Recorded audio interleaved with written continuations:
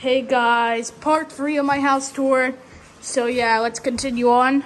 That's the garage door that takes you out to the garage, and you can park your cars there. And then here is where you can like put backpacks. You can put your shoes under here and stuff like, yeah. And then you have a hose here at the door, unfortunately at the moment. But I just don't want to touch that because yeah, something bad might happen and the thing might fully collapse. So yeah, I don't want that to happen because this is my beautiful home. And then we have right here some stairs, like it goes down to here.